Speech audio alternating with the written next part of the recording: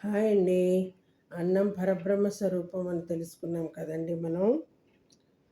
కొన్ని నిజాలు చూద్దాం. అరటి ఆకులో భోజనం చేయడానికి పెట్టడానికి కారణం అన్నంలో ఒకవేళ విషం కలిసి ఉంటే ఆకు నలుపు రంగులో మారిపోతుంది.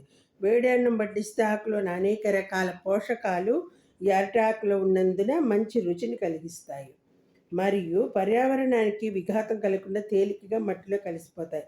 అందుకే ఇంటికి వచ్చిన అతిథుల మనసులో అనుమానం రాకూడదనే ఉద్దేశంతో అరిటాకులో భోజనం పెడతారు.